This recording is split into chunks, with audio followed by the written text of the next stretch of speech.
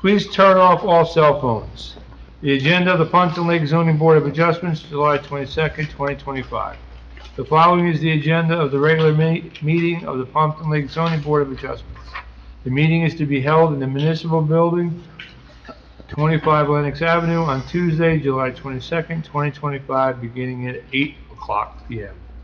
A written advance notice as required by NJSA 10-4-1 etc. has been provided of the meeting at least 48 hours in advance of today, given the time, date, and location, and to the extent known at the time the agenda of this meeting. Such notice stated that formal action may or may not be taken. This meeting will be video recorded and will be broadcast for a later viewing for the public. The notice was posted on the bulletin board outside the offices of the municipal clerk, reserved for this and similar announcements. Provided to the Suburban Trends, the newspaper designated by the council and planning board to receive such notices, and filed with the borough clerk. Stand for pledge of allegiance. Pledge allegiance to the flag of the United States of America and to the republic for which it stands, one nation, under God, indivisible, with liberty and justice for all.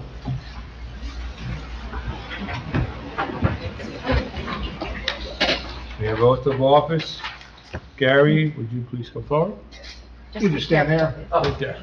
raise your right hand, repeat after me. I state your name. I, Gary Klaus, Do solemnly swear do solemnly swear that I will support the Constitution of the United States that I will support the Constitution of the United States and the Constitution of the State of New Jersey, and the Constitution of the State of New Jersey, that I will bear true faith that I will bear true faith and allegiance and allegiance to the same to the same and to the governments established and to the governments established in the United States in the United States and in this state and in this state under the authority of the people, under the authority of the people, and that I will faithfully, and that I will faithfully, impartially, impartially, and justly and justly perform all the duties perform all the duties of the Office of Zoning Board of Adjustment, of the office of the Board of Zoning Board of Zoning Adjustment, Board of Adjustments, according to the best of my ability, according to the best of my ability, so help me God. so help me God. Thank you. Thank you. Welcome. You sign, I'll notarize. Do you have one? No. We could sign at the end. Yeah. Just be I'll careful get it the at the line. end. Yep, I'll get it at the end. Sorry about that. And then you give that to me after. Roll call, please. Okay, Mr. Hunt, Here. Mr. Abate, Here. Ms. Curran, Here. Mr. Koss will be absent tonight, Ms. Bernstock, Here. Mr. Rowan, Here. Mr. Baig, Here. Mr. Fagula, Here. Mr. Devonte, Here. and Mr. Klaus. Here. Okay, we have and we have the engineer and the planner tonight, and Councilman Cruz, I guess, will be absent. All right, all Okay. good. Approval of bills, Colliers. We have for May, $2,078.75, and then for June, $1,570.50. And then we have, how do you say that? Marizidi? Marizidi? I'm sorry? Minutes? Oh, I went right over that. We'll do the approval of the bills and we'll go back to the minutes. And then there's already, legal fees of $74. Can I get a motion to accept those? So moved. Second. Curran, roll- and who else? Fagula? Can I get a roll call, please? Or did you just, Sorry? We don't need a roll call. Well, it says roll call. all yes, I guess? That's Sorry? minutes. All right, do you want a roll call? We can do a roll call. Mr. Hunt, Yes. Mr. Abate, Yes. Ms. Curran, Yes. Ms. Brunstock, Yes. Mr. Rowan, Yes. Mr. Baig, Yes. Mr. Fagula, Yes. Mr. Devonte,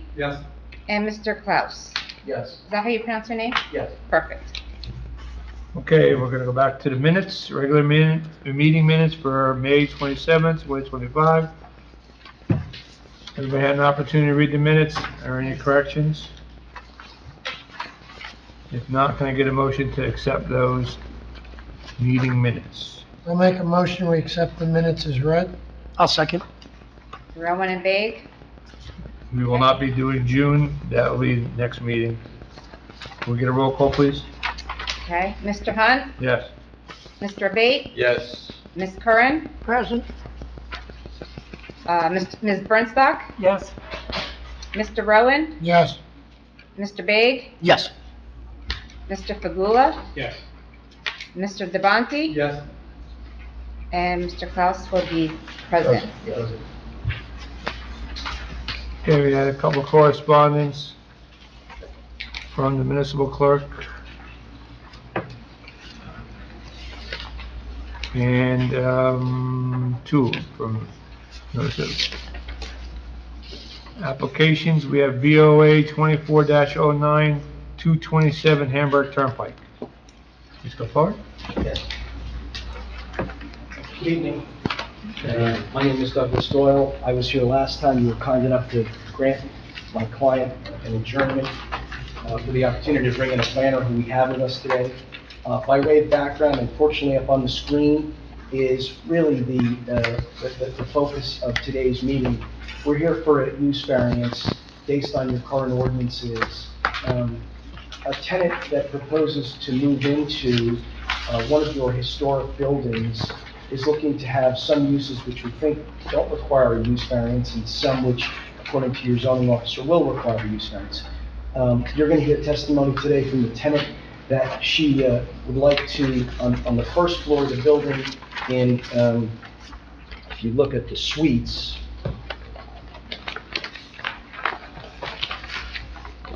I'd love to say my vision's good enough, but it's not. If you look at suite 2D and 2E, essentially, those suites are either going to be used for a life coaching and a potential a non-touching Reiki treatment, which has to do with crystals. And on the basement, if you look at your plans, you're going to see suite 1A and suite 1B. Similarly, looking to do some aesthetics in either 1A or 1B, and potentially Reiki treatment there if it doesn't take place upstairs. Your zoning official interpreted your zoning ordinance to say that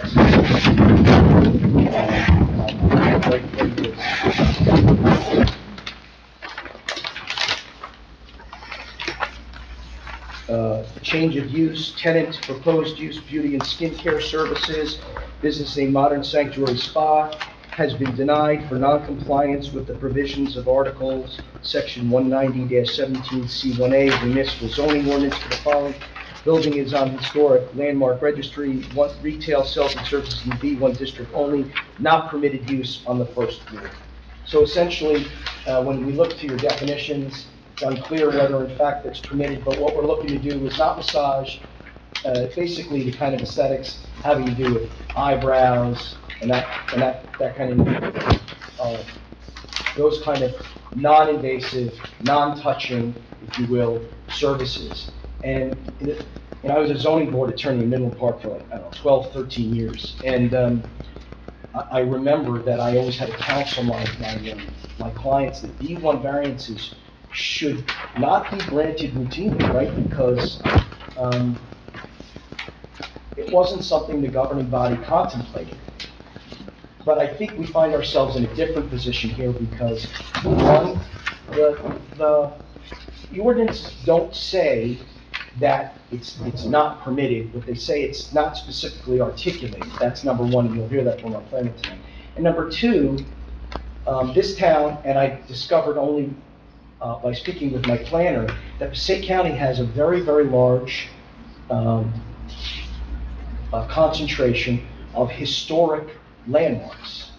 And the wonderful thing about historic landmarks, I grew up in Wayne, New Jersey, I grew up in Passaic County, was they maintain the aesthetic look that we all grew up and where we chose to live and raise our children. The problem with them as a property owner is they're very hard to rent. because they don't have the look of a more modern building. You're going to hear that we've already made improvements that were acceptable to the historic landmark commission. We've added handicap ramps, we've improved the parking, we've increased the number of parking so that we don't have parking spilling over, we don't have this property affecting other properties. But the dilemma that we face tonight is, how do we continue to keep these buildings occupied so that they can remain historic buildings in good repair and not fall into disrepair?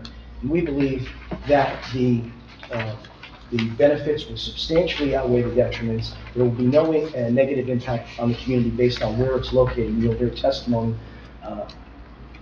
along those lines this evening.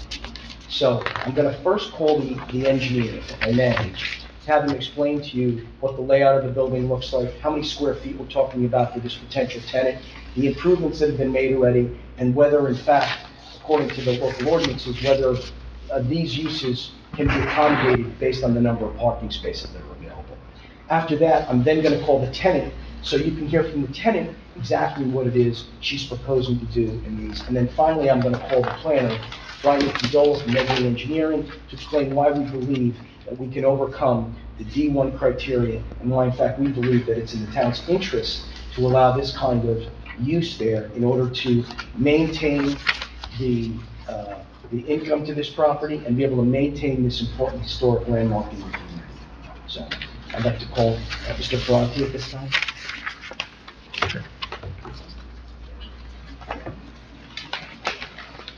Please remain standing, raise your right hand, state your name, spell your last.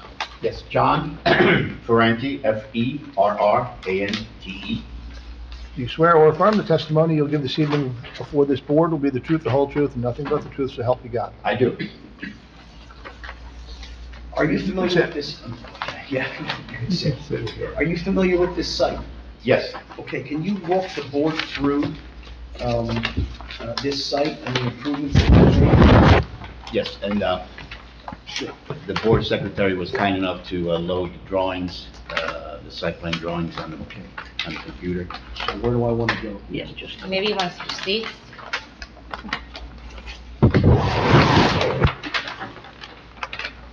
Can we switch so I can? Yeah, absolutely. All right. And my license is current, I always. Thank you. Just again, for the record, what we're showing tonight is the drawings that we submitted, revision A, dated April 10th, 2025. The drawings that were submitted are the ones that were presented tonight, so I don't know if they needed to be marked or any. Yeah, Mr. Brewer, how do you want to They handle were, it? if they're changed in any way, they need to be marked. If all you're doing is projecting what was submitted, no. Yeah, ours are, as you can see, is a colorized version. The board may not have received a colorized version. Then indicate that you probably should have had a hard copy, but let's mark that, and eventually you're gonna have to provide an electronic copy. Understood. So that'll the- be, I the think you site- pre-marked A1, the handout. Right, so that'll be A2. This will be A2, you just kind of describe what it is and it's colorized. A2 is the site plan drawing that we submitted, that revision A, April 10th, 2025. And SP 100 is our title sheet. As you can see, we provided an aerial plan of the proposed site, which is at the center of the aerial. And we are in a B2 zone, as indicated by the township zoning map, a triangle-shaped B2 zone, business zone, and we have to our neighbors to our northwest, and northeast, our commercial. Across the property, we have a church, and I believe to the rear there are some residential homes there on the lot 3 and lot 401. But the site is relatively level, and Hamburg Turnpike, which is a county road that we front on. We also provided the bulk table. As you can see, we meet pretty much a lot of the bulk requirements. We do have such as minimum lot area, we comply with that, minimum lot width, lot frontage, front yard setback, side yard, and the rear yard, we do have an existing nonconformity. 70 feet is required, and we have 10.8 feet is existing. We are not changing those setbacks. The height, we also, we have a pre-existing nonconformity on height where the zone allows 2-story, 30 feet. We are not changing it, but we have 3 stories, and we are higher than 30 feet, so we're asking for that waiver. Our building coverage also complies, 30% is allowed, and we have 9.0 square feet. As far as we have provided so the variances that, as our attorney indicated, we are seeking a variance for use, retail use, as he explained, and height, pre-existing non-conformity. As far as the parking calculation, we provided the calculation as shown. We have offices in the basement, first floor and third floor, and based on the parking ratios in the township, we require 60 spaces, and as I'll show from the site plan, we are proposing 22 spaces, of which we are dedicating 1 space for van accessible ADA space. We are nowadays, obviously, because of the electric vehicle law that was passed by the state, a lot of the site plans required to provide electric vehicle spaces. Although being a commercial use, for the first 25 feet, 25 parking spaces, we do not need to provide a electric vehicle space. We'll also discuss the fact that we're not triggering stormwater management for the site, and so we have in essence not changing the site. There are drainage which I will discuss as I present the site plan. If I could just stop you, the parking that's required on the site, we meet the parking requirements? Yes, we required 16, and we're providing 22. So there's excess parking available? Correct. I will now turn to SP 101, which shows the existing conditions to the left, and I'll enlarge that, and then obviously our proposed changes to the right, but I'll enlarge the existing condition and discuss. So you can see the house, the existing landmark home that's there, and we're showing the setbacks which do not meet the required setbacks, and it's for the side yard. And actually, these are we are considering these rear yards. 2.5-story building, and with it's a raised. The finished floor is raised roughly 4 feet above the existing grade. The site has 2 curb cuts, and you see the ability to enter the site, park, and or leave the site utilizing the turn driveway that's there, that's paved. There's a lot of existing trees along the perimeter of the property, which we are not touching. We're not impacting on those trees, so all our disturbances, if you will, is literally by the existing driveway and parking. There's an existing garage to the rear, and we are removing. We're showing a cross-hatch area in the back that's not needed, so that paved area, we're removing and reducing that impervious area. We do, and obviously, as you can see, the way the parking lot, the edge of pavement, it does not parallel the property line. It's slightly skewed, and the curb cut that's required, we're upgrading that primarily to facilitate emergency vehicle waste trucks coming into the site, and I'll explain that. So in essence, all we're proposing is to modify the curb on the driveway that enters and leaves the site to facilitate a smoother curve. We are providing a handicap ramp to the building, to the first floor of the building from the handicap space.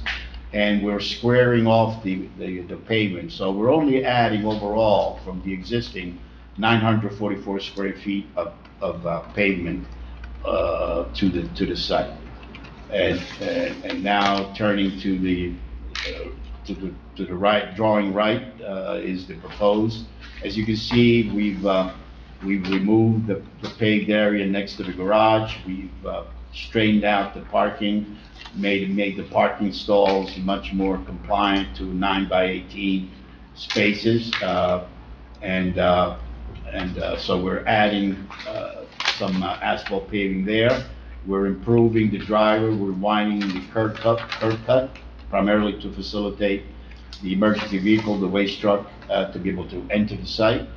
We are providing some additional landscaping to the front, and I'll discuss that. And the ADA van accessible space that it's required, it's provided there, and we're utilizing that. From that space, anyone with a wheelchair is able to come into the first floor utilizing that ramp, and it's detailed on the architectural drawing. As you can see, the 70-foot required rear yard setback in relation to where the building currently sits, and well, obviously that's an existing condition that we're not touching. With that, I will now turn to the next sheet, which is our I think I went too fast, sorry. SB 102 is our lighting plan, and also, even though we were not required to obtain a soil erosion sediment control, we are providing the same details required as we disturb the site minimally, as I indicated. But we are adding light poles on the site to light the parking lot. And more importantly, as you can see, based on a photogrammic study, that all the light intensity foot candles along the property line are all zero, which is it's a requirement. We're not allowed to spill lighting to neighbors, and we meet that requirement. The lights are all shielded, 3,000 Kelvin. The light poles are, as you can see there, 12 feet high. And so we're providing a total, sorry, I'm going very fast, I apologize, but a total of eight poles on the property. And there are some existing spotlights on the garage which will be removed. And the lighting, it's sort of to anticipate questions, will not stay on all night. The lights can be on a timer, and typically after a certain period at nighttime, typically, obviously, the property owner and the tenants will decide based on their operations, but typically 9, 10 o'clock, the lights get dimmed, and some security lights typically stay on for security. With that, our sheet, SB 103, has the turning radius is studied for the starting with to the left for a fire apparatus truck. We modeled an aerial fire truck. You see the dimensions of the chassis to the axle, about 43 feet. Is able to come into the site and to exit the site. They come back in, as you can see, and then leave the site without.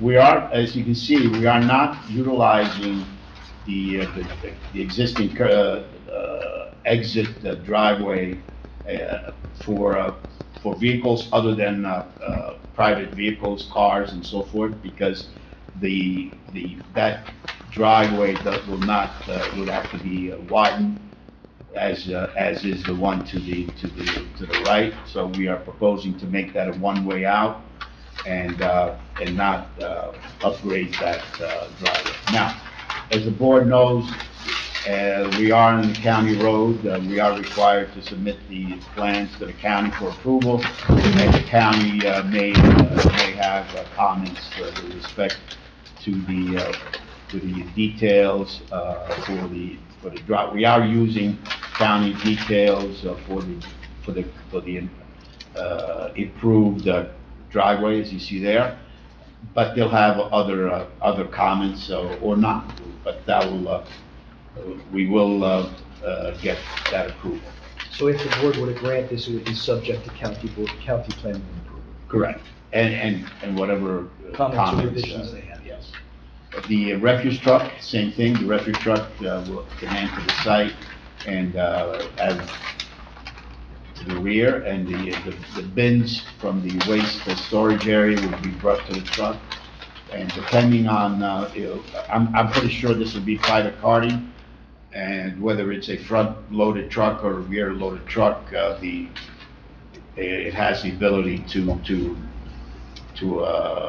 load and then obviously leave the site without backing onto Patterson Hamburger Turnpike, which is very important. And obviously, we also modeled a delivery truck, in this case, a single box truck. You see the dimensions there for things such as an Amazon delivery, FedEx, those type of deliveries. And so we are the site, based on how we've modified the parking lot can handle those vehicles. The waste storage area has a solid fence around it. It's 8 feet by 11 feet.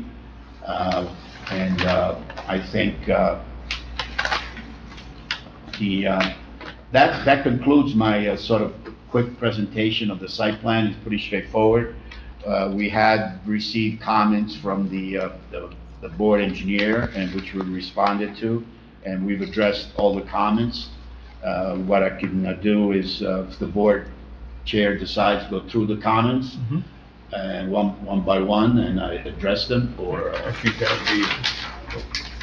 would be, do you want me to do that next, or? sure. Okay. Again, the comment letter that we have received was revised February 21st, 2025 by Collier Engineering and the Mr. Carl O'Brien, professional Did you engineer. not get the letter from April? Excuse me? Did you not receive the letter from April? No,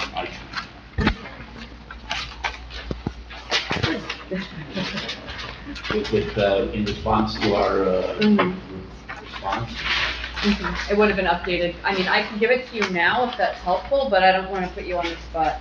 No, I can, if the It might, chair allows me to give you at least a second.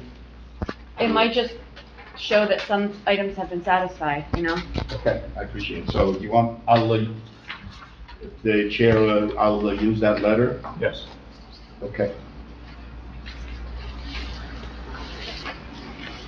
Yes, and it has been revised April 22nd, 2025, and I'll just address the open items, if you will, or if the board wants to discuss any specific comment, we can. So in the introduction letter, item number 8, floor plans were, I guess, the architectural floor plan. The note is. I would go skip forward to the second page where we start talking about site engineering comments. Okay. I would just start there. Do we have access to that letter or no? Yes, should be. It should be. It should be in the packet. Yeah. Douglas Road? There was a review letter number 3, Thank you. should be in the packet. And then there's, project management, I got it. got it? Yep, thank you. Yep.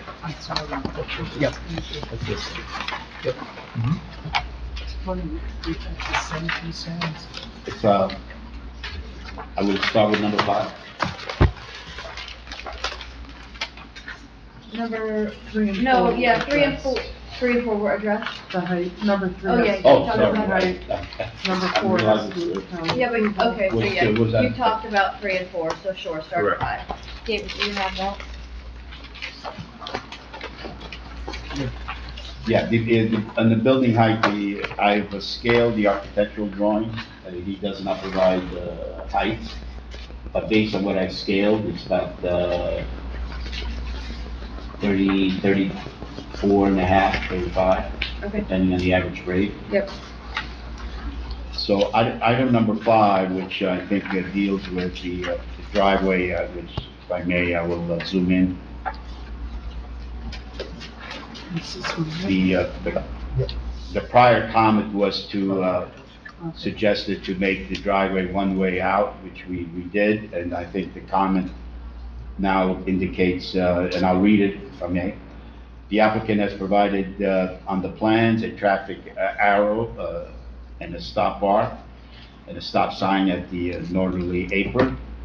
The northerly apron is designated as egress only. The applicant should include do not enter signage on the northerly apron, as well as a one-way sign, and we will agree to do that.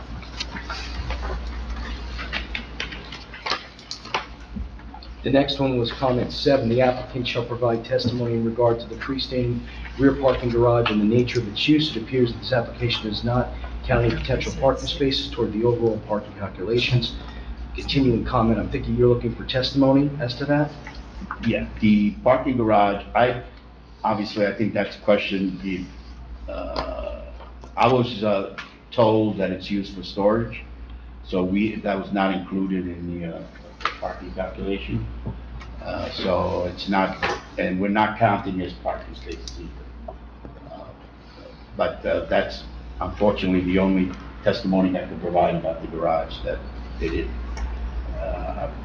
Unless, If the engineer would like more, I mean, I can have the owner who's here testify about it. I think as long as we just make it part of the approval that the garage will only be used for storage. Storage. Yeah, there's Put no, it in the resolution. I agree that, we're I not think gonna that's fine. make it a hut for somebody to live in, agreed, we'll limit that use, Yeah. yes. Your next comment was 8, per the site plans, templates have been provided for the fire apparatus, refusing delivery type vehicles. We recommend that the return driveway is indicated either by striping or signage, and no parking is allowed along the cartway, and the site plans are amended accordingly with appropriate details. 422, the applicant has provided the on-site plans, 2, no parking signs along the ingress northerly apron, as well as site, we take no exception, so I believe we've satisfied number 8. Just one comment, and I think this may be understood, but that the storage in the garage is only gonna be for storage for businesses on that site. Has to be related to businesses with, On that I'm site. gonna confirm that in a break, so, but yes, I understand that that would be essentially another use that wouldn't be permitted, because then it would essentially be storage on the site, which is not Accessory permitted. use. I'm gonna confirm that, thank you. 10, the applicant, I think we're on 9. 9. Per the site plans, the applicant is proposing an 8x11 wooden trash enclosure with double swing gates that will contain 2 waste management bins. The applicant shall provide additional testimony on the usage of the proposed trash enclosures, garbage, recyclables, usage by all tenants, access, signage, and safety. In addition, testimony should be provided to indicate how a refuse vehicle will negotiate the site fully in order to access both trash enclosures. Can you provide some comment on the Yes. ability for, thank you. I'm now referring to our drawing C100. I apologize, I think, yes, we do have an enlarged view of the trash enclosure. So what we had proposed, it's a 8 feet by 11 feet with board-on-board solid screening, is to provide 2 3 cubic yard containers, which the tenants will use those, and the intent was 1 container for waste, 1 container for recycling, then private carting. So based on the usage, the building management will decide how many waste truck deliveries, pickups will be required on the site. Typically, for this size building, 2 per week, but if additional ones are needed, than additional deliveries. So 2 bins for a building of the size of 3 cubic yard should be sufficient. And we've sized the waste, the trash enclosure for the 2 3 cubic yards containers as shown. Was there any additional? I have 2 quick questions. How high is the enclosure? Yeah, I thought it was noted, but it's 6, typically we make it 6 feet so that the bins are not visible. Okay. And then, you mentioned earlier in your testimony that you may have the garbage or the recycling carted out and just placed in the truck, but then you also said it might be a front loader. I'm just concerned, how does a front loader come in there Well, the great and question. lift? How do they make that, how do they The maneuver? bins are on wheels, they'll have to be rolled out. We'll roll them out. So that if it's a front loader, they'll be able to pick it up. But Okay, those decisions will be made by the hauler that is hired to pick up the garbage. Typically, most waste haulers have the ability for rear loading and front loading. But there the is front plenty. loading, you're not talking about the forks that go in and lift a 20-yard. Yeah, well, container. these are typically, if it's a rear loader, they hook to the rear Mhm. and are tilted into the truck. Okay. Also, there's ability for different types of bins so that they can be picked up with a front loader and They'll still need to be rolled out, though. They need to be because rolled out, I yes. don't see that maneuver, the truck going in to do that. no, there's not able They'll to still do be that rolled on this out. side. Okay. Correct. That's Thank you. a good comment. Thank you. We're now at 10. The applicant shall provide testimony how the existing side yard mature tree screening is to be protected during construction. The site plan should be amended accordingly and indicate any such tree protection. The applicant has provided on the site plans 4-foot-high temporary tree protection fence along the existing side yard with mature tree screening. We take no exception to the proposed protection fence. In addition, the application states they will provide testimony on protection of the existing side yard with tree screening. Continuing comment. Correct. I think the comment there is to protect there's some mature trees that you see there, primarily on, this one is a beautiful tree, and as well as some additional trees to the rear. And we do have a detail for tree protection on our drawing, you see there, temporary tree protection. But we'll also indicate additionally the tree protection fencing on the plan so that there'll be no, even though No work is proposed for the rear. Correct. As you can see, all our work is in the existing driveway, parking lot. No work is being done to the sides and the rear yard. And the only other work is removing that asphalt in the back here. But we can provide those details on the plan as well. If the engineer would like that, notwithstanding the fact we're not doing any work over there, those details and the board were to make that a condition, we could provide those as part of the final. That's fine. Sure. Number 11, the site plans indicate a proposed ramp with railing along the southerly side of the building. Correct. It further states the architectural plans contain details. This appears to be a ramp for ADA accessibility. However, the provided architectural plans do not indicate the ramp nor associative details. No grading or elevations appear to have been provided. Excuse me. The applicant should provide testimony in regard to this ramp and any additional information necessary to verify compliance with the ADA standards. 42225, the applicant has provided existing and proposed spot elevations for the proposed ADA parking space, aisle, and ramp. Based upon the information provided, the proposed ramp exceeds the permitted length and rise. The design shall be revised to comply with accessibility codes. The applicant states that they will provide testimony on architectural plans for proposed ramp.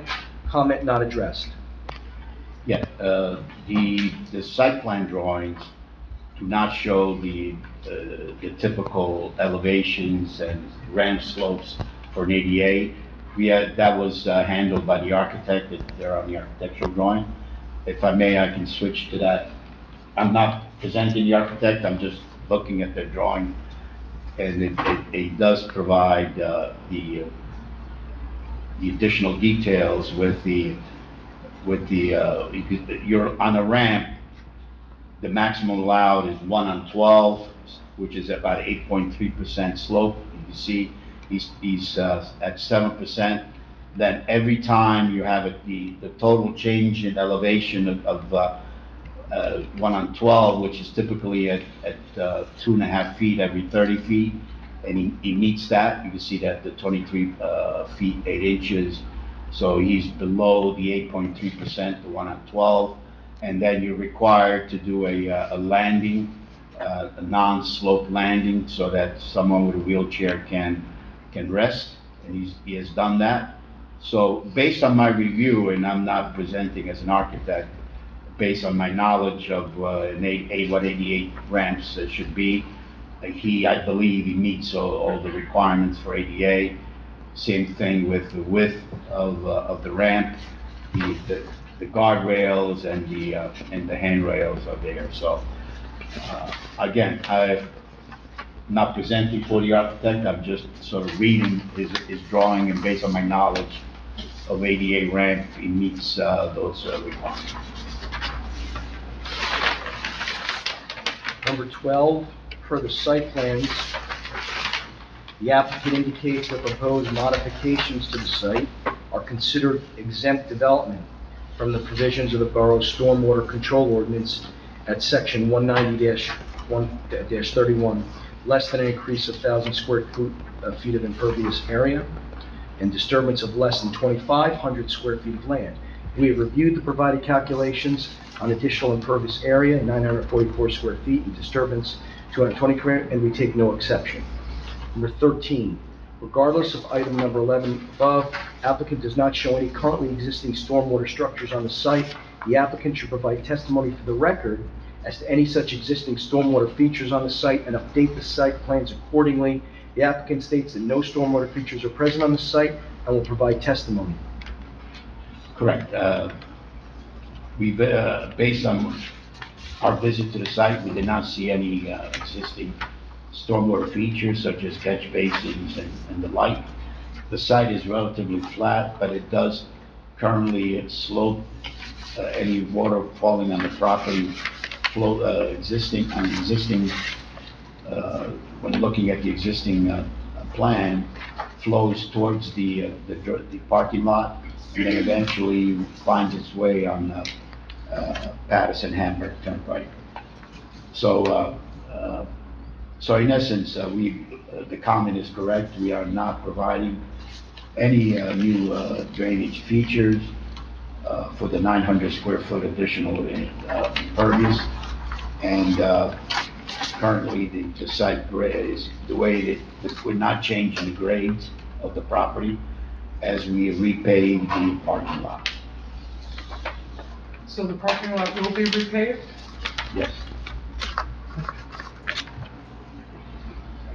That wasn't clear from the drawing. and- We'll clarify that.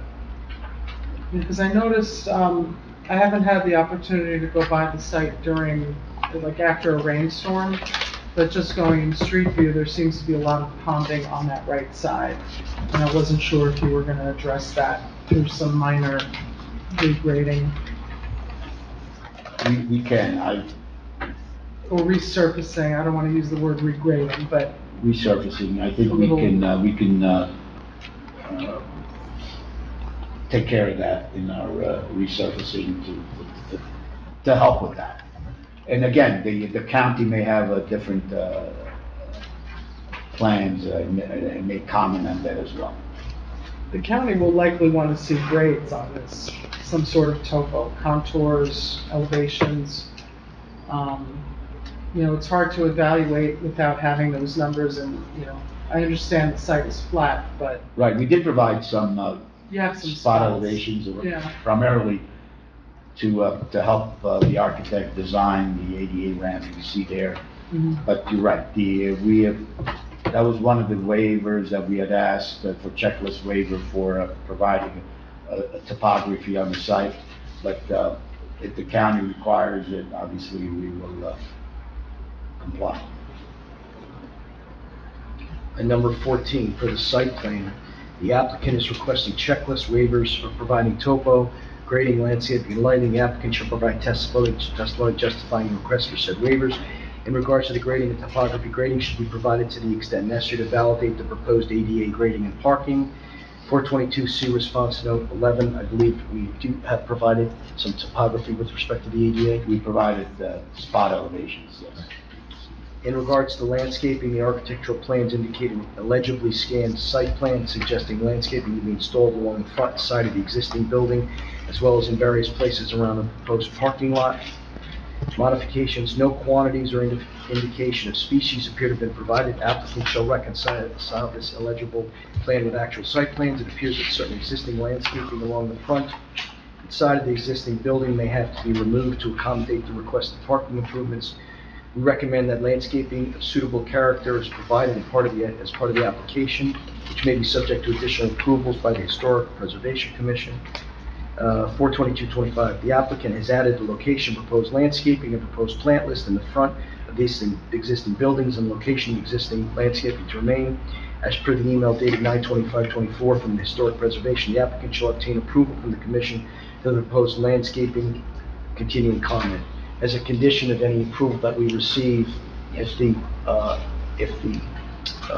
commission normally hears these after the fact, and I don't not hear regularly, and they like to see the plan, we will. The only thing that we'd ask is that we not be caught between two boards, that if in fact they say, we don't want those trees, because we think that removes the appeal for the look, that we not be held to that, so that ultimately somebody's got to defer to either, we're going to defer to the Historic Commission, or the Historic Commission's got to defer to it. Mr. Brewer, I don't know how you handle that, because we just don't want to be. Well, I don't know in general, because if, you know, you look at the county, you have to go to the county. If the county requires you to make certain changes, you'd have to come back and get approval for it. So Right. I'm not exactly sure what you're saying, defer. So make that. So what I'm saying is, they'd like us to go to the Historic District Commission for approval. And if they don't like, if we did these plantings as per Collier's recommendation for this site, and that ultimately the Historic Preservation Commission says, we don't like those plantings, but the board would like those plantings, we're caught between two agencies.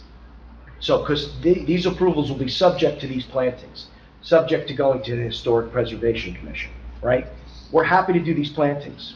We accept the comment from Collier's, and we're going to make them as part of the site plan for basically having this use for these 2 or 3 rooms here. We don't want to find ourselves is in Never Never Land, where the Historic Preservation Commission says, no, we don't want those plantings, but yet they were a condition of this board's approval. So I just want to make sure whatever it is, I don't know if they can. I think historic preservation is advisory.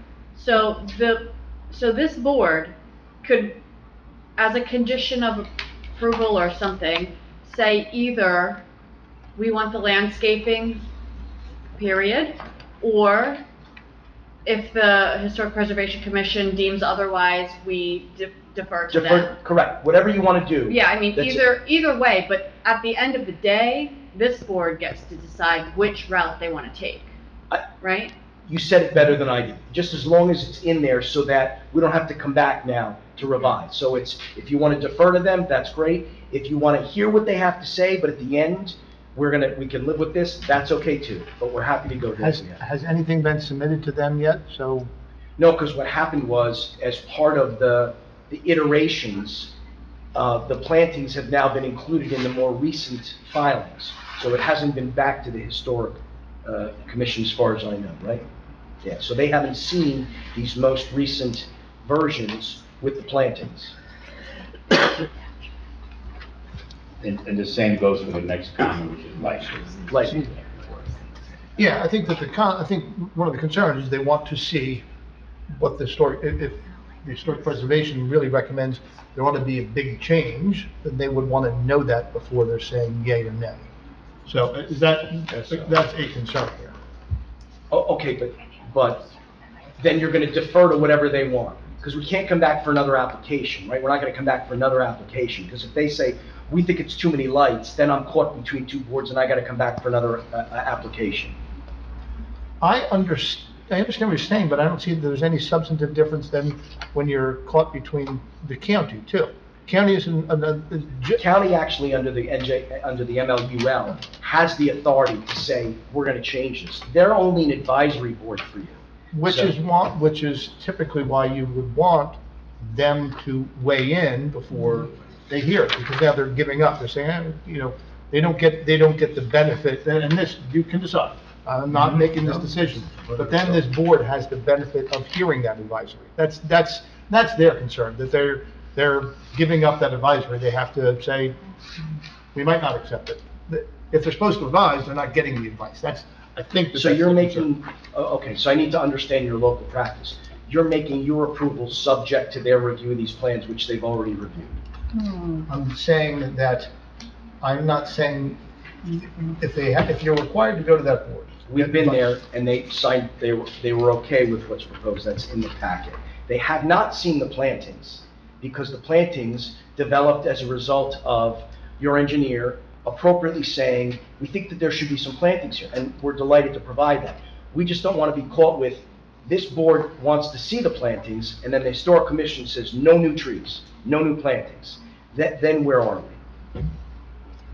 I don't see that functionally, you presented plans, which are engineers who said, need to have some changes. So that's really what the board might want now. Right. If that had all been done prior, and the historic preservation had weighed in on that, then this board would have a chance to understand what exactly the historic preservation thinks about what you now are going to be putting in. I understand the delay, I understand the time delay, but they do want to hear what you find out now worked out with the planner and the engineer. They would want to hear if the historic preservation says, no, that's terrible because X, or yes, that's wonderful. As long as, to your planner's comment, that we don't have to come back here. So if the answer is you want to defer to them, we're okay with that. So if they say, we want these two trees but not those two, that's fine. So long as the architectural and, the landscape and the lighting is subject to their final sign-off, we're okay with that. Where we can't be is we have plans that are approved, subject to their review, and they say we want to review them because they don't have the same ability under the municipal land use law to control this process. They're purely, to your planner's point, an advisory board. So I hear what you're saying, but somebody's got to have ultimate say here, because otherwise, how do we get back to you? Well, they most definitely somebody has ultimate say, but they only have ultimate say after having heard what an advisory board tells them. You're absolutely right, but that's after having the benefit of that advice. The board may want that, but that's the whole point of having an advisory board. Before they make their decision, they know what the advice of them is. Yes, and you're running, there's at least three, so historic, county, and this board all have to, balance on what's going to be done there. But, and I'm repeating myself, I apologize, but No, that's okay. They're getting the advice, so either get it done with the, one of the ways that this can be done is if you think you can get that before the Historic Preservation Commission. If you got everything in this meeting, you can hold off on a vote until next meeting. If you've got the weigh-in from the Historic Preservation, and you have a resolution ready to go. This board has done things like that, so you wouldn't be held up at all if you can get the Historic Preservation, get their advice from the Historic Preservation before this board's next meeting. That's one way it can be dealt with. I'm just trying to wait for this board to hear that advice before they actually decide. I got it, and I appreciate that. I think it's a good idea. I just have to speak to my client, obviously, about that, because this has been a very long process for essentially trying to. And this board is open to not making it longer. Things like that have happened before. Yeah. Okay. The board may be open to saying, yep, we've heard everything, prepare a resolution, we're not voting on anything until we hear the Historic Preservation, and that's if you finish it, and if you get a yes, and all this other stuff. Understood, yeah. But that's all of this is subject to one way to final deal with permit your, votes. one way to deal with your concern. Okay, great.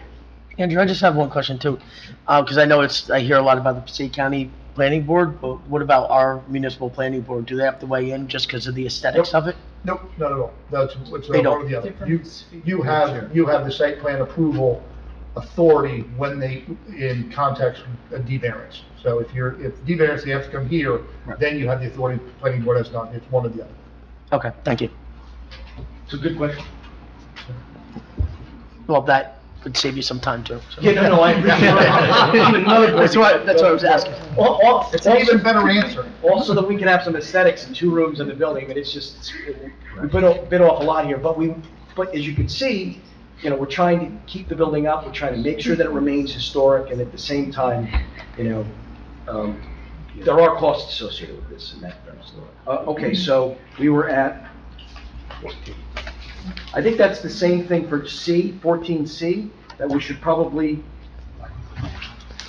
approval from the commission for the proposed lighting. So we would, subject to me speaking to my client, the owner of the building, we would potentially go back to them too and let them see the lighting plan. 15, if the board is inclined to approve this application, applicant will be required to pull all appropriate permitting from the Borough Building Department. We recommend that the applicant provides the borough with a final as-built plan in which to review and compare the post-constructed and installed parking and site appurtenances. 422, we have no objection to an as-built drawing. And that, of course, could be a condition of any approval. Additional testimony for the board will be required based upon the information as requested in this letter. Future revised plans will need to be provided by applicant based on such testimony. We agree that plans will need to be amended based on what we've heard tonight in this review. Correct. Thank you. That's all I have from the engineer. Anyone on the board have questions for the engineer at this time? So let's summarize what's outstanding. All right, summarize, the bushes, the landscaping is outstanding. Historical people have approved on the, parking arrangements, is that correct? I believe they have, yeah, they have. They have not, to your point, Commissioner, they have not seen the landscape plan with the new trees and the protections, and they have not seen the lighting plan, because that wasn't included.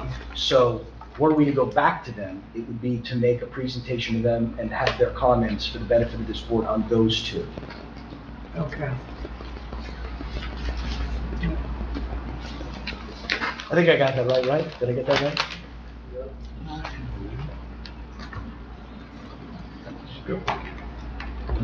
You have anything you want to add? No.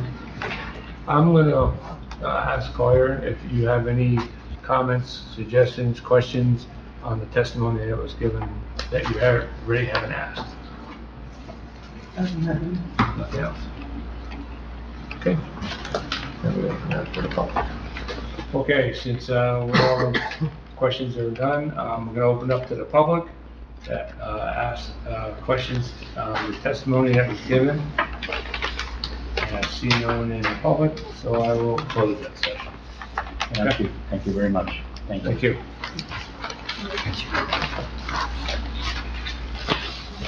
At this time, I'd like to call the tenant that helps to move in here, which has triggered all of these site plan approvals, and she has no idea why she's in the middle of all of this. So, any courtesy that you could grant her, she said, I don't know why I have to do this. I said, well, you have to explain to them what you're going to be doing on there, because that's the use variance. So this time I can call Ms. Cariente. Please remain standing, raise your right hand, state your name, spell your last. Krista Arienta, A-R-I-E-N-T-A. You swear or affirm that the testimony you'll give this evening before this board will be the truth, the whole truth, and nothing but the truth, so help you God. I do. Ms. Arienta, what do you do for a living? Tell the board what you do for a living. I'm a life coach and an energy healer. Okay. And you entered into an agreement to lease 4 rooms essentially in this building, right? Yes. And on the first floor, you're going to be taking Suite 2D Is that right? Yes, And Suite 2E. yes. And we call it the basement. In the basement, you're going to be taking Suite 1A and Suite 1B. Correct. Okay, let's talk about Suite 2D and 2E. What is it that you're proposing to do there? In Suite 2D, there's a counseling room where clients can come in and have their sessions.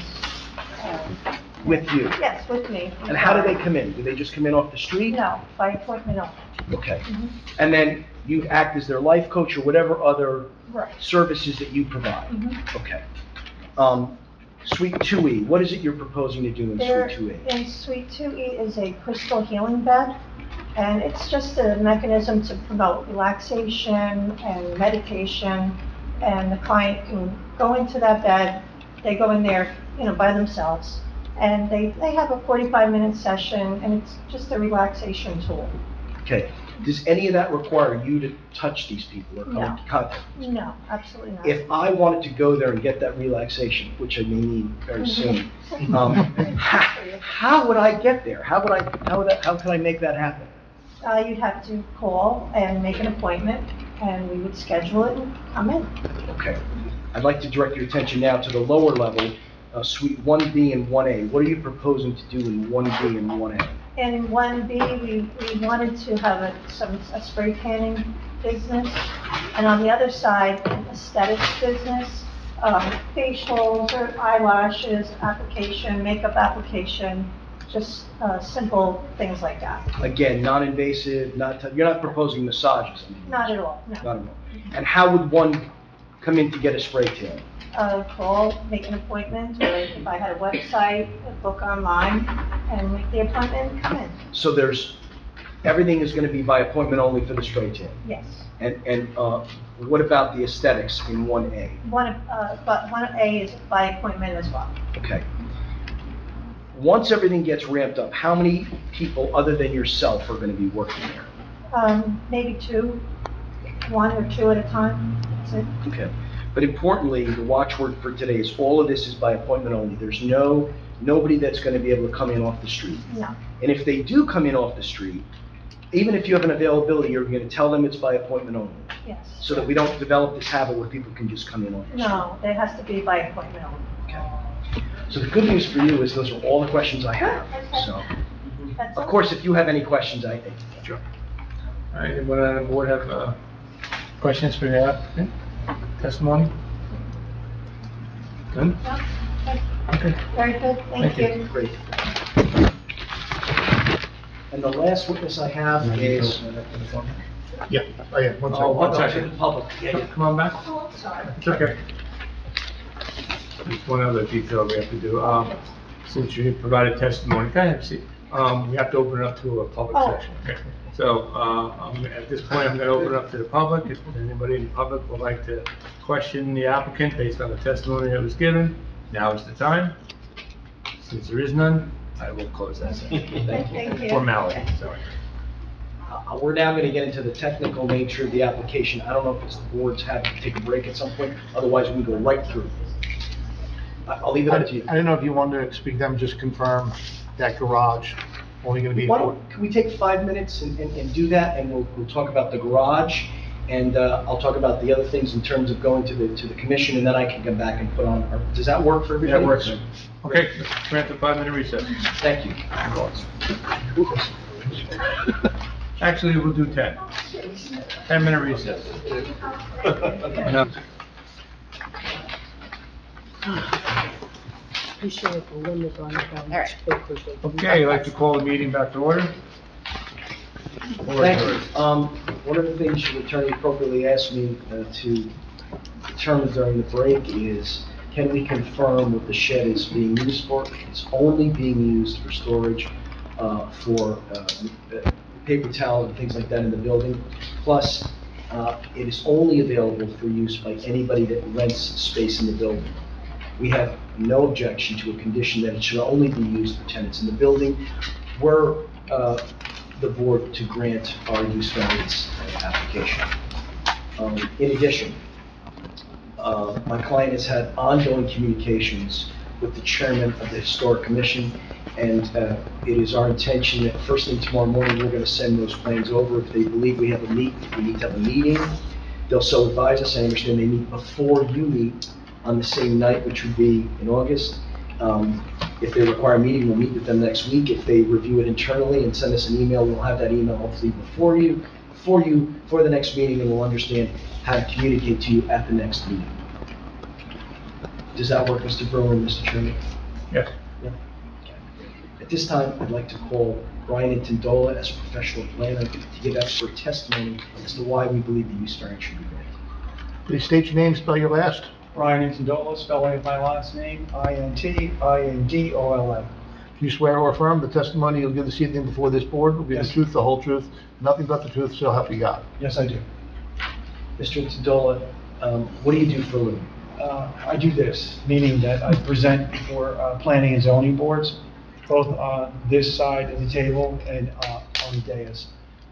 Specifically, my career has been on municipal scale projects, reviewing projects such as these, and also providing planning testimony and civil engineering testimony for projects at this scale, meaning 1 or 2 lots in the downtown. I'm a licensed professional engineer in the state of New Jersey, as well as a licensed professional planner that came later in my career, as the clients that I work with also want that aspect or facet to be presented.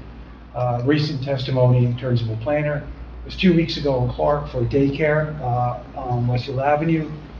D variance similar to this there, where it was like the zoning and the definitions didn't quite match what the client was looking to do. So, and I've done that probably 30 such times, and also served as the planner to the borough of Rutherford, Lyndhurst, and North Ellington, presently, and Woodbridge.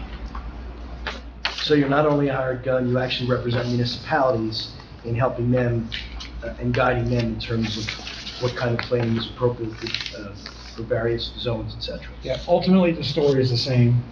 You have a great review team, and so there's just to tell the story of the application and let the board decide whether the D1 or the use variance is warranted. So let's tell that story. I'm going to tell the story. Okay, so first I'm going to start out.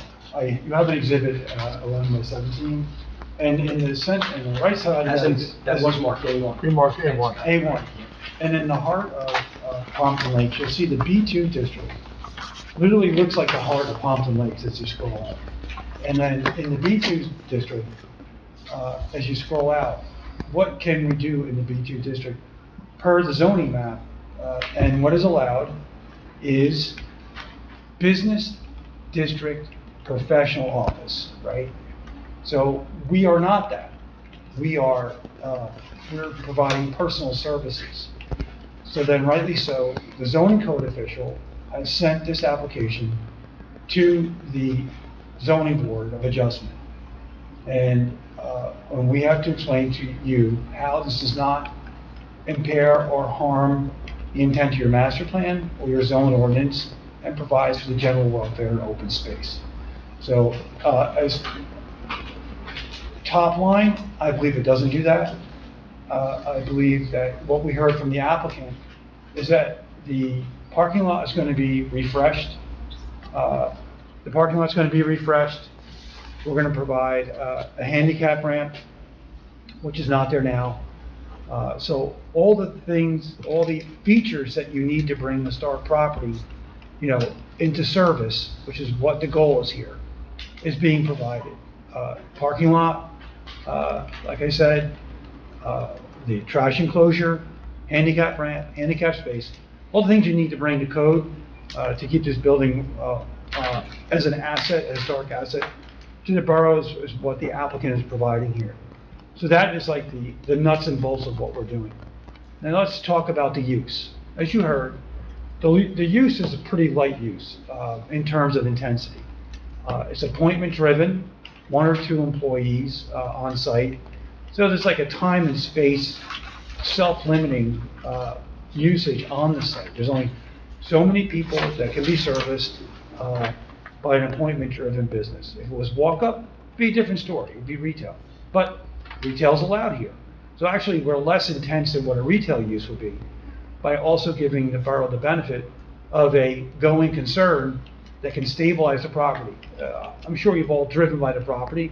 It's getting that point, based on my background and also in construction, because that's how I paid for engineering school. It's getting to that point where it needs the physicality and the attention for the gutters, the leaders, the siding, the windows, and that's what part of this application is that we're stabilizing a valuable asset that is, has a lovely plaque in the front noting that it's a historic house, and your Historic Preservation Commission has given it the attention and the listing that it deserves.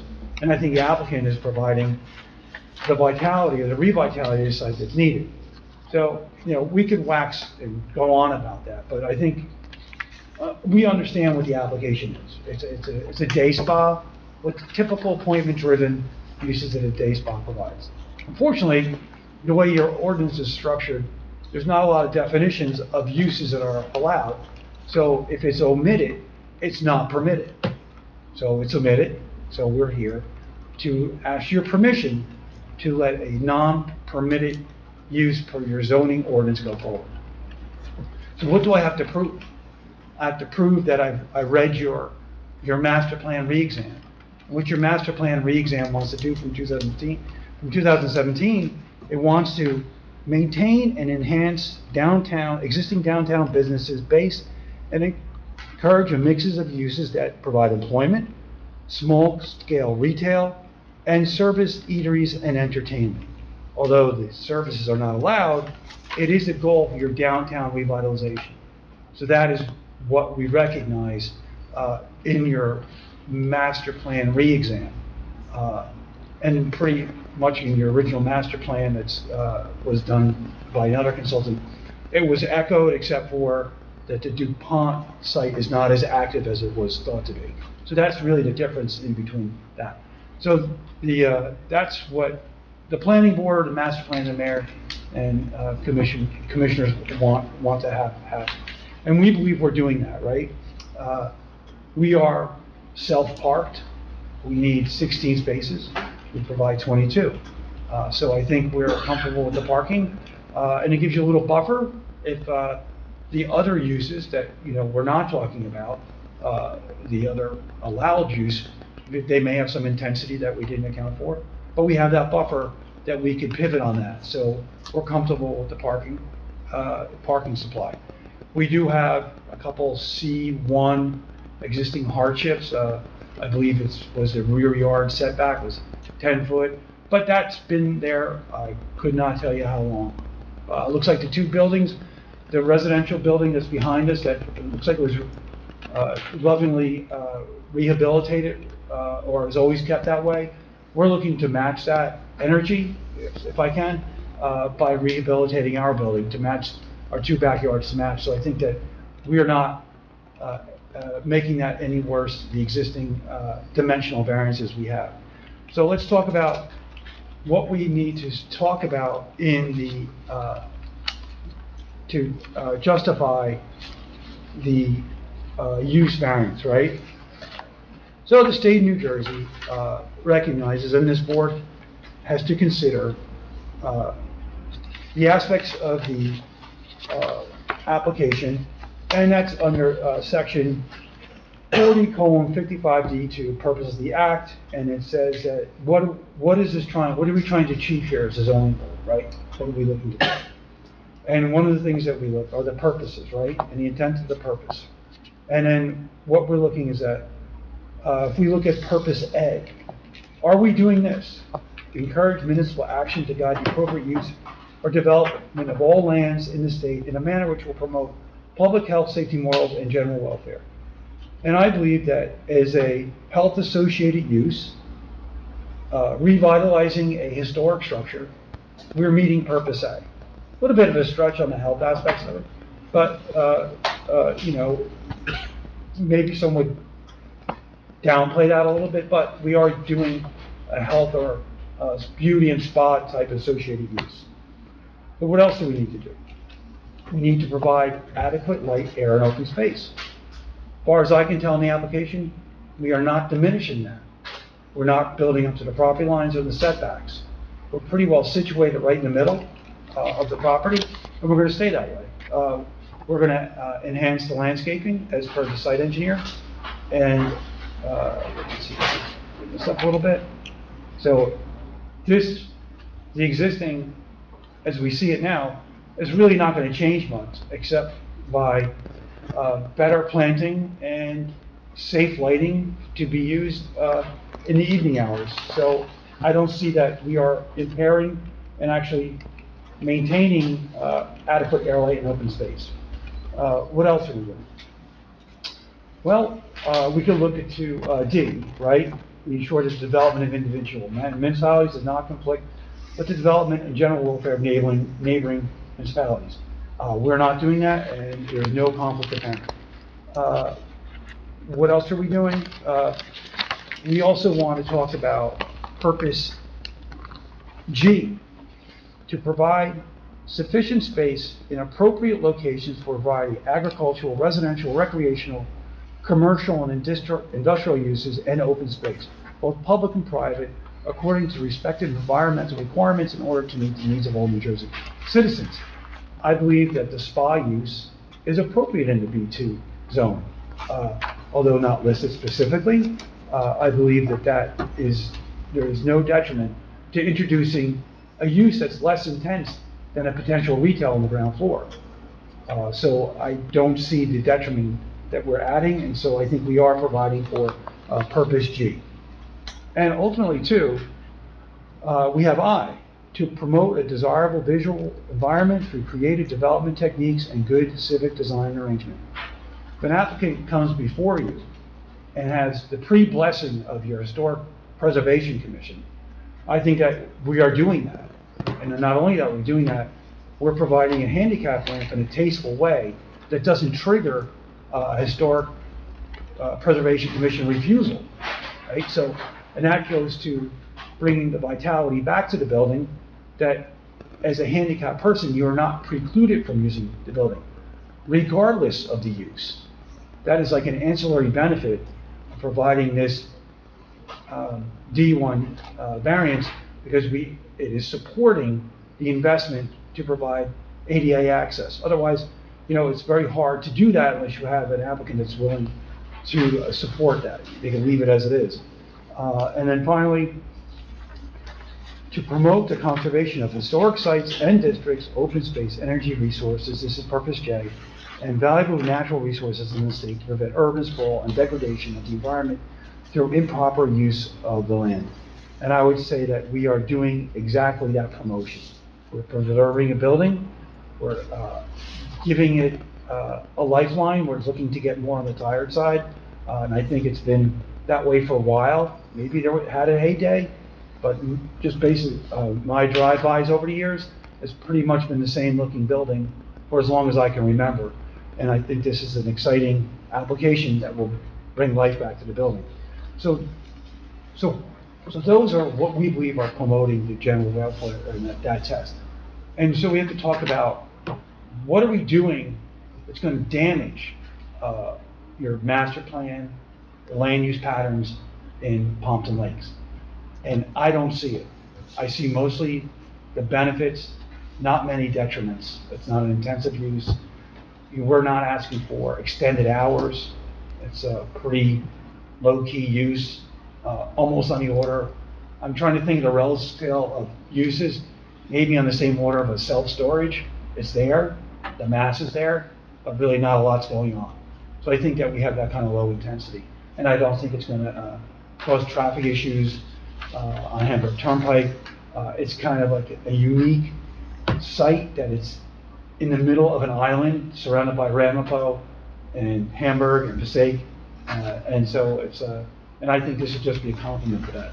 So you see this potential use having any negative impact on the surrounding properties? I mean, not that I can see. We have a general office use to our left. To the exact nose, there's like a shade tree garage there. I don't see it if I zoom out. I believe there's a church complex over to one of our side backdoor neighbors. So I don't see us not complementing that. I don't see any damage to that.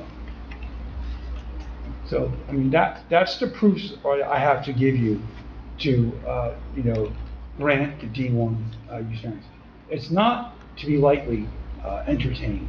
It's, D1 use is, if you grant it, it's specific to the spa use, right? And then, and I believe that what we presented tonight is in keeping with the general master plan, and it's just revitalizing the site through a use that may or may not have been anticipated.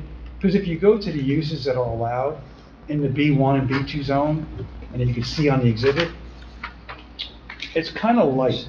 Like if you look at other ordinances, there's a whole list of, like, from shoemaker to print shop, it would be listed. And your ordinance is designed so that I believe, and I think it's prudent, that we have to pay a visit to the zoning board. So the zoning board can determine what the applicant is about and what they're presenting. And I think that's it's a good strategy if you're looking to make the applicant take the extra steps to explain themselves and not be as annoying. So that basically includes my planning testimony. Anyone on the board have questions for the testimony given?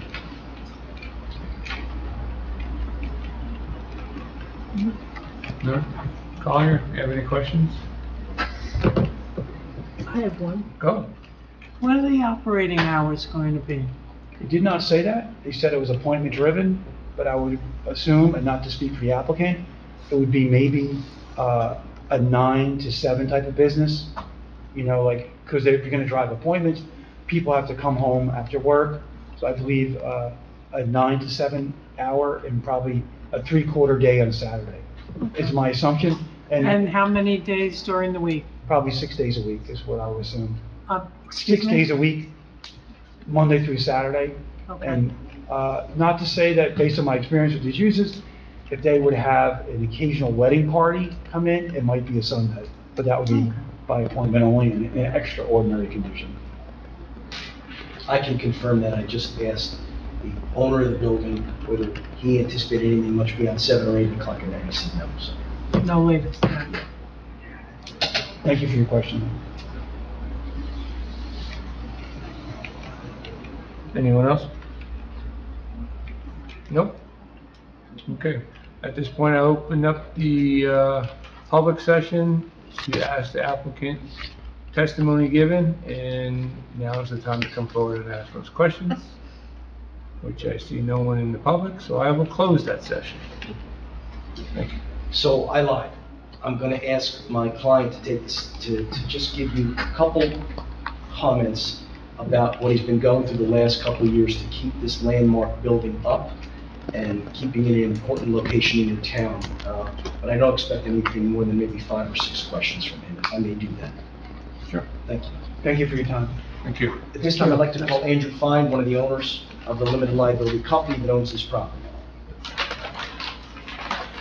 Please stand, raise your hand, state your name, spell your last. Andrew Fine, F-I-N-E. Do you swear or affirm the testimony you'll give this evening before this board will be the truth, the whole truth, and nothing but the truth, so help you God? I do. You may be seated.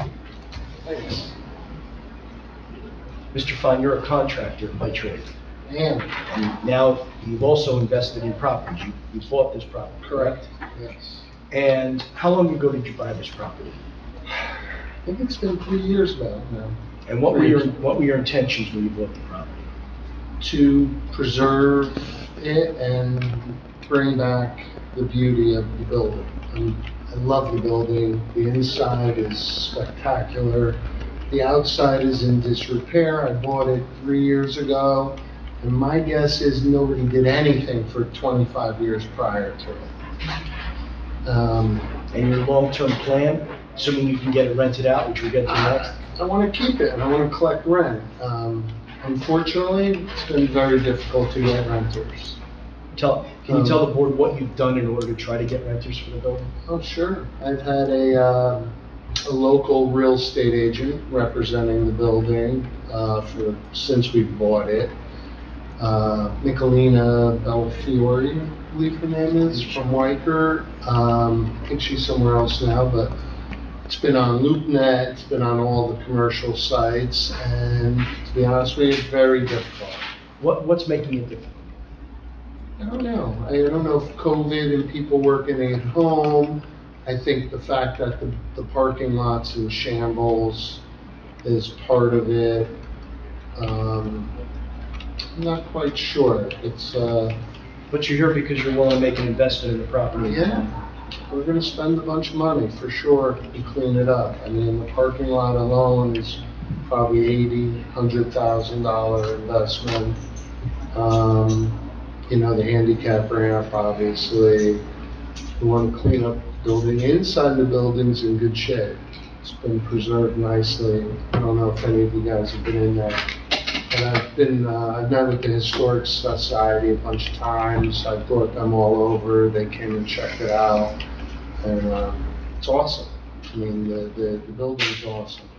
But if we can't get renters in there, it's basically a losing proposition so far. So your point is that people aren't banging down the door to rent the suites that I identified that are going to be used by?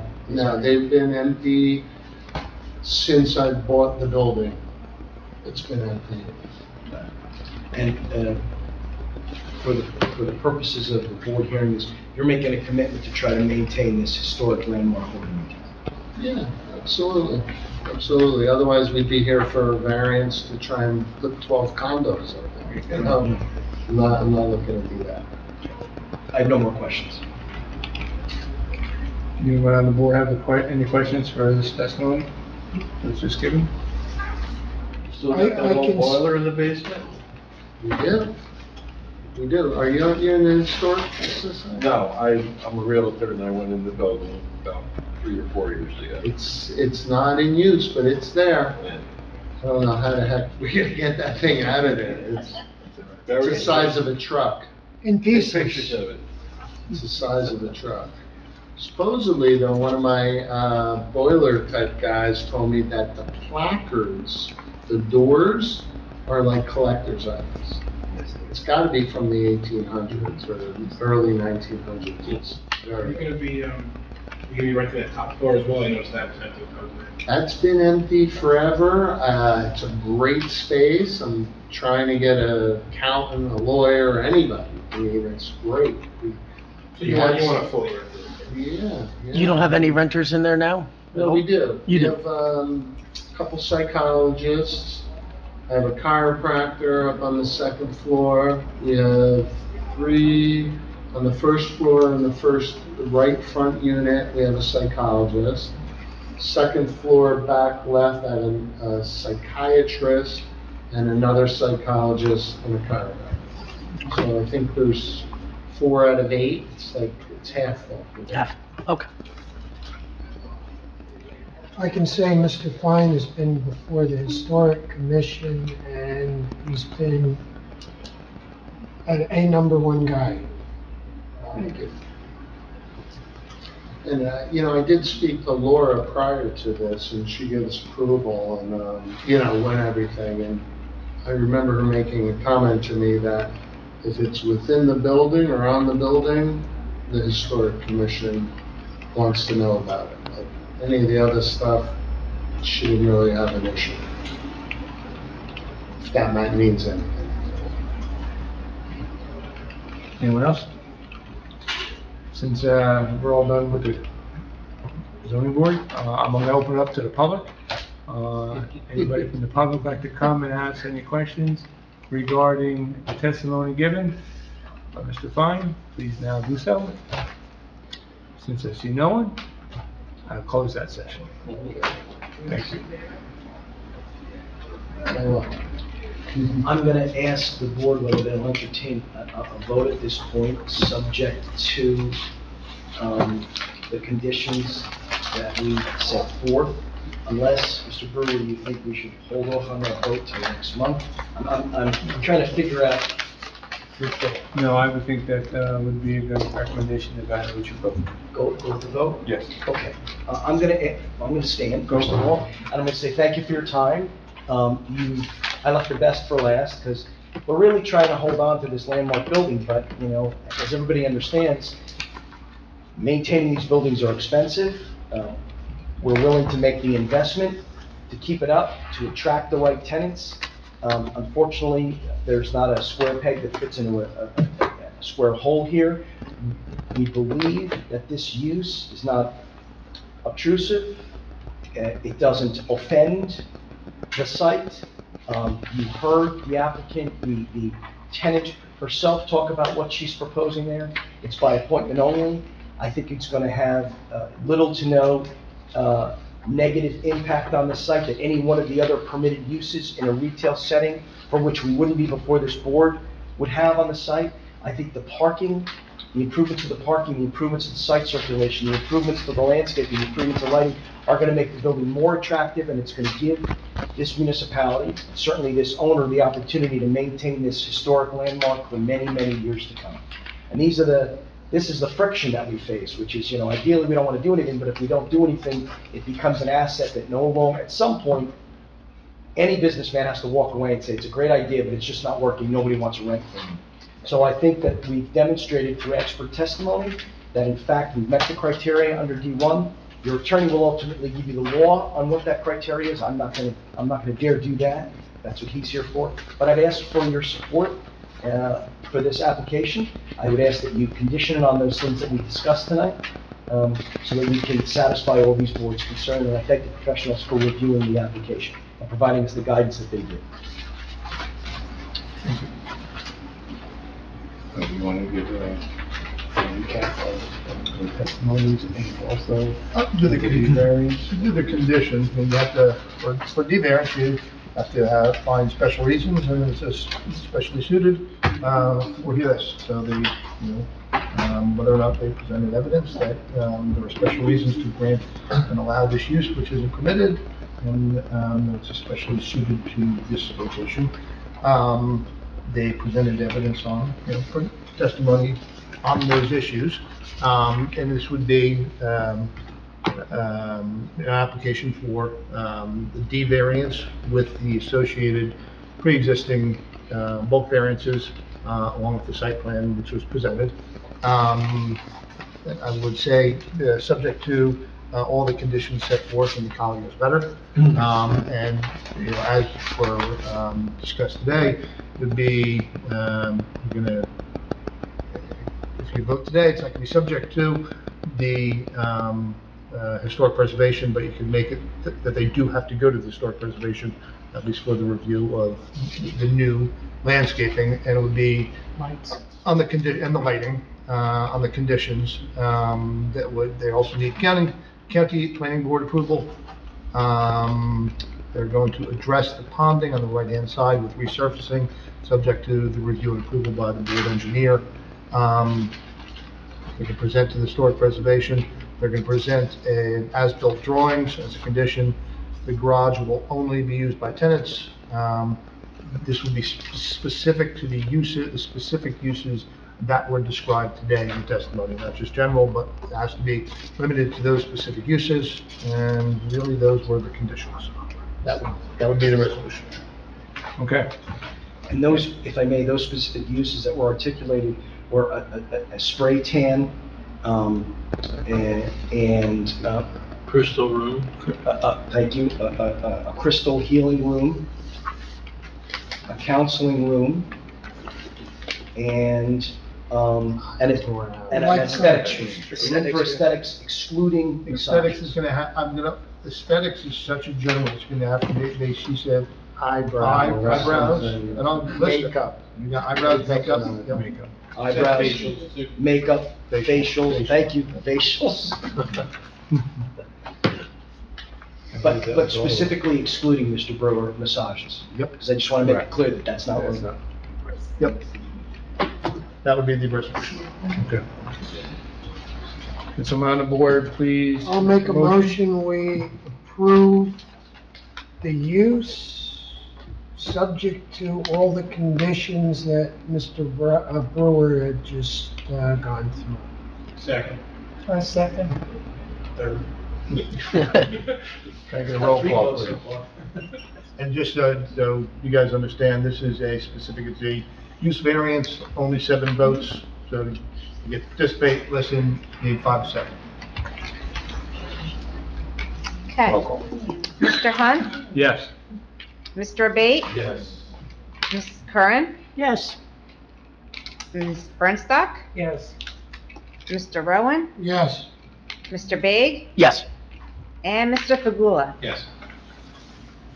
All right. Thank you. Thank you very much. We will go to the Historic Commission, we'll get everything over to them. We will provide the updated plans as per Colliers and in the planner. And we thank everybody for their time tonight. Get home safely. Thank you. Good luck with everything. Thank you. Thank you.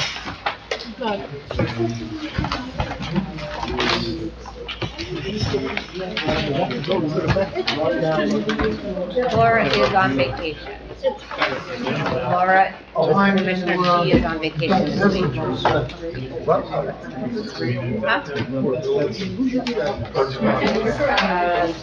Andy Brewer. Yeah. And secretary. You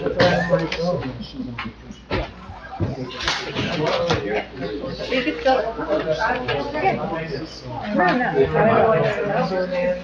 Not done yet. Oh, hold on. We're not done yet. We are not done yet. All right. Okay, resolutions, we have none. New unfinished business, we have,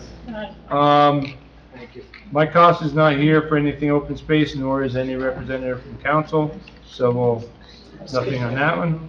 Public discussion, I will open up the meeting for public discussion, and there's no one here, so I will close that public session. Can I get a motion for adjournment? Motion. Second. All in favor? Aye. Baig and Rowan? Yep. None. Thank you all very much. Meeting is now adjourned.